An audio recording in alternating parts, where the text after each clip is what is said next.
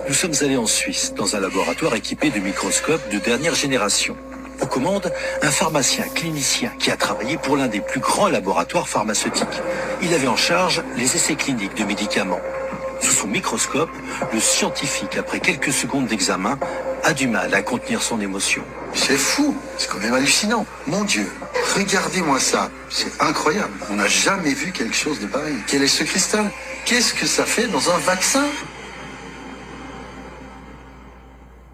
On voit énormément de particules, des millions de petites particules qui reflètent la lumière bleue qui est installée dans le microscope.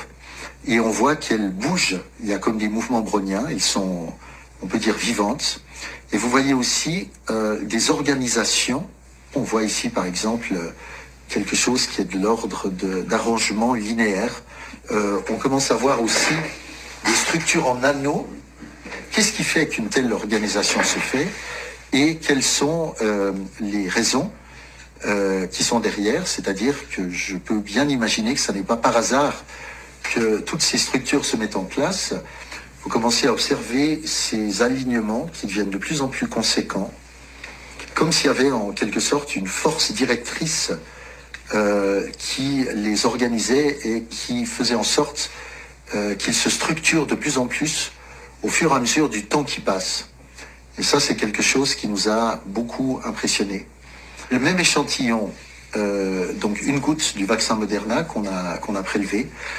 Et puis, cette fois-ci, on a rajouté des colorants spécifiques qui permettent de distinguer les structures d'ADN des structures ARN, mais également, nous avons mis un anesthésiant pour toutes les particules vivantes cellulaires. Et donc, vous constatez qu'effectivement, tout est figé. Et ça, c'est assez impressionnant. Ce qui veut dire que tout est bien vivant.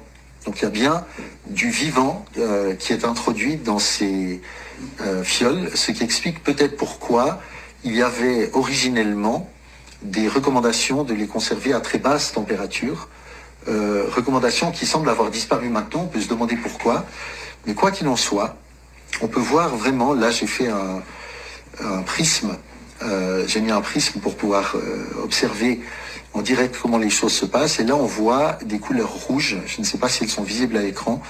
Elles le sont dans la vidéo. Il y a beaucoup de rouge autour. Et c'est une structure qui a été identifiée comme étant un champignon. On parle actuellement probablement de Candida auris, mais ça reste à déterminer, à confirmer.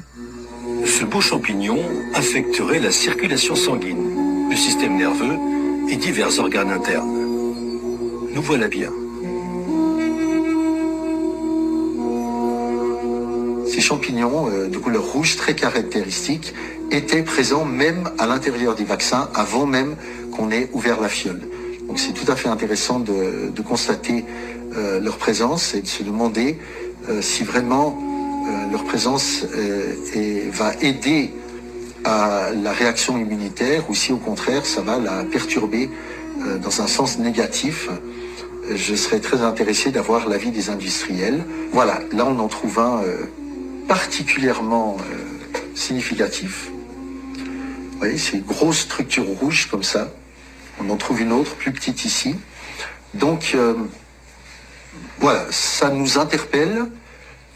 C'est à peu près la première fois, à ma connaissance, dans le monde, que l'on peut présenter des vidéos pareilles, qui sont vraiment strictement en lien avec le contenu de ces vaccins.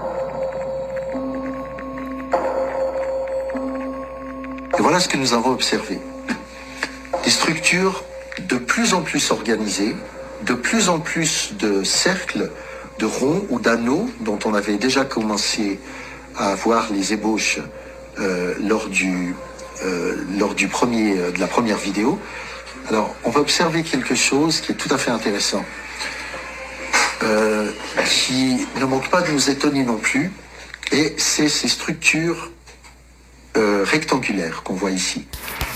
On sait très bien que la nature est incapable de produire des structures de type rectangulaire, carré ou autre. C'est pas le principe même du fractal. Or, nous observons dans ces vaccins des structures qui sont vraiment parfaitement angulées, si je peux dire, comme c'est le cas ici. On dirait presque un petit monolithe ou bien un rectangle dont on va regarder avec intérêt son évolution au fil de la vidéo. Et on va voir que certains d'entre eux vont refléter la lumière de manière différente, vont bouger. On va voir si on en trouve d'autres tout à l'heure, ce qui est le cas. On voit de nouveau cette structure en anneau, ici, comme un trou noir en quelque sorte. Et puis bien entendu, toutes ces microstructures qui bougent et qui commencent à s'assembler et s'organiser. On le voit très bien ici, en des sortes d'autoroutes. Regardez ici, c'est très très impressionnant. Nous arrivons à des choses beaucoup plus complexes. Certains chercheurs parlaient d'une hydre, et voilà ce que nous avons trouvé. Et il est possible, là en contraste, on voit qu'il y a des points lumineux en ADN, donc ça veut dire qu'il y a, que c'est quelque chose de vivant. Et on a trouvé ça, et on pense que cela pourrait être les traces d'un ver qui s'appelle le Dirophilaria, c'est un helminth que l'on trouve principalement chez les chats et les chiens, et dont on se demande comment se fait-il qu'il se trouve dans un échantillon dont je rappelle que c'est une fiole tout à fait commercialisée. On voit là aussi une organisation qui est absolument impressionnante, qui va très loin. On voit très très clairement que c'est comme une autoroute, et on voit bien que ces structures qui s'assemblent ne le font pas par hasard. Et là, tout d'un coup, vous avez un croisement autoroutier. Maintenant, ça part sur la droite, et là, maintenant, ça part en diagonale. C'est vraiment très impressionnant, et on voit bien à quel point, voilà de nouveau une autre structure dont on ignore totalement son identité, mais on voit que les choses s'organisent et se structurent de plus en plus au fil du temps. Et puis vous voyez aussi ces bulles qui sont comme des nanoparticules lipidiques qui suivent elles aussi une ligne bien particulière, un peu à la manière d'une boussole, comme s'il y avait un champ qui soit magnétique, électrique, je ne sais. En fait, on se rend compte que ces structures qui sont organisées, à un moment donné, ont un point de départ qui se trouve être une structure ronde qui ressemblerait à un cerveau. Donc c'était assez intéressant, bien sûr, je parle d'une analogie évidemment, mais c'était assez intéressant de voir à quel point on a l'impression que ces structures font qu'il y a des nœuds de communication à partir desquels ces sortes d'autoroutes de l'information commencent à se développer, à se structurer. En plus d'être pharmacien, je suis associé en recherche clinique. C'est-à-dire que j'ai travaillé principalement pendant plusieurs années sur les phases 3 et les phases 4 de développement de médicaments, de vaccins et autres. Et donc, il convient tout de même de rappeler, et c'est extrêmement important, que un vaccin normal, je veux dire un vaccin traditionnel, tel qu'on le concevait pendant près d'un siècle, met environ 10 ans pour être développé à partir du moment où il est conçu, jusqu'au moment où il peut être appliqué en toute sécurité aux patients dans le monde réel. Regardez-moi cette structure, c'est quand même, excusez-moi de m'interrompre, mais comment voulez-vous ne pas vous poser des questions quand on voit des structures pareilles? C'est quand même quelque chose d'assez extraordinaire. On voit des triangles qui semblent presque équilatéraux, qui se forment autour, et c'est quand même très impressionnant, et on serait quand même très intéressé et reconnaissant de savoir de quoi il s'agit. Et là, tout d'un coup, on nous a vendu un vaccin qu'il a fallu à peu près 6 à 9 mois pour développer et mettre à la disposition du public. Et quand on voit à quel point le contenu est totalement différent de celui qu'on observe dans des vaccins traditionnels, qu'on voit à quel point il semble y avoir une intelligence derrière qui structure tout ça d'une manière qu'on ne peut absolument pas, même une seconde, envisager qu'elle relève du pur hasard, ça veut dire qu'il aura fallu probablement beaucoup plus de temps pour arriver à créer des structures pareilles, arriver à créer quelque chose d'une telle complexité. Et donc forcément on se dit, est-ce que il n'y avait pas une préparation qui a été faite depuis longtemps, avant ou en anticipation de l'apparition du coronavirus? Et personnellement, lorsque je vois des images comme ça, je suis bien évidemment enclin à le penser. Et partout dans le monde des labos, même constat, mêmes interrogations devant ces objets non identifiés et non déclarés par l'industrie pharmaceutique. Et pourtant, c'est bien dans nos veines.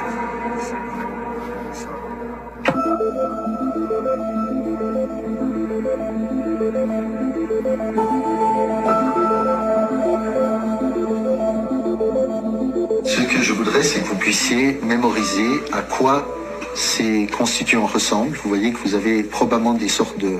Les points lumineux que vous avez ici sont des inclusions probablement calciques qui ne bougent pas en tout cas sur la plaque. Et puis on voit ici qu'on a des champs comme des nuages en fait de substances qui sont probablement les substances atténuées contre ces trois pathologies qui sont disséminées dans le vaccin et dont on peut tout à fait accepter la présence. Et vous voyez que il n'y a pas grand-chose d'autre. Et donc voilà à quoi ressemble un vaccin que l'on peut qualifier de vrai vaccin, de vaccin normal, c'est-à-dire au sens de la définition du vaccin qui existe depuis plus d'un siècle maintenant.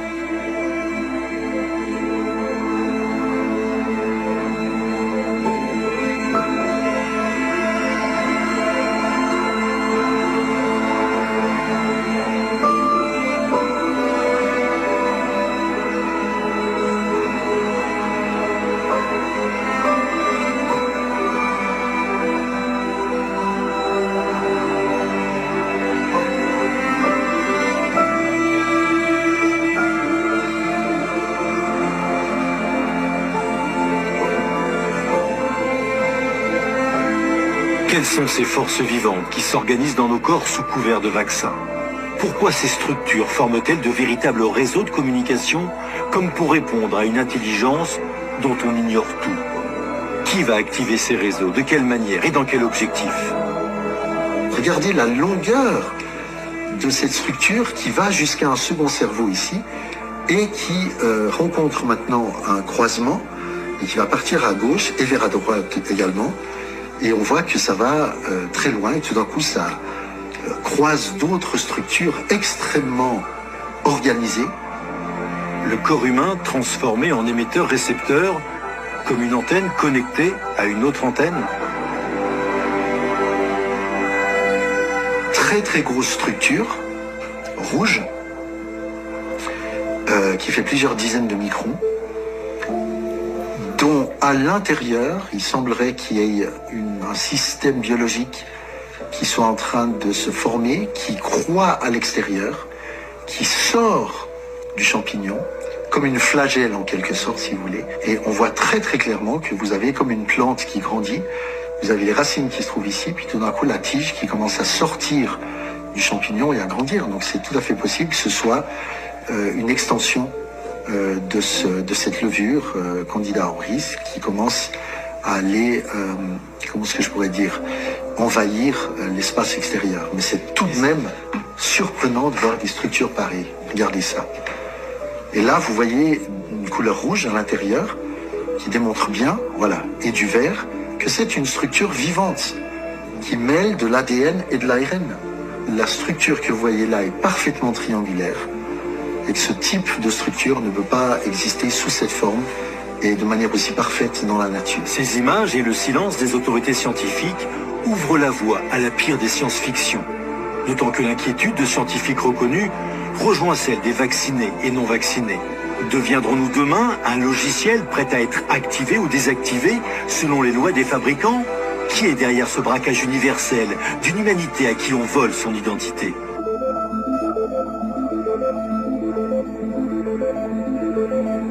Ceci est un vaccin produit en Suisse, dont également nous avons voulu voir le contenu directement avec ce microscope. Ce vaccin, pour l'instant, nous n'avons pas ajouté de colorant. Mais ce qu'on voit ici, ce sont surtout des inclusions calciques, des calcifications. Mais surtout, vous voyez que ce sont des vaccins qui le contenu n'est pas surchargé. Vous ne voyez pas des millions de particules entre ces points lumineux.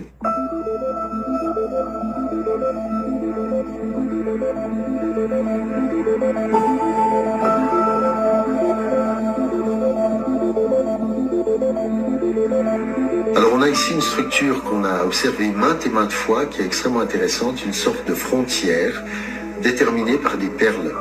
Il faut savoir que des scientifiques ont déjà observé ça auparavant. Ça s'appelait des structures en nanotubes perlés. Nous avons la surprise d'avoir probablement une confirmation de ce qui avait été déjà soupçonné par de nombreux milieux autorisés, dirons-nous ça, à savoir que les structures qui ont été introduites dans les vaccins Pfizer et autres était également introduite dans les vaccins de la grippe.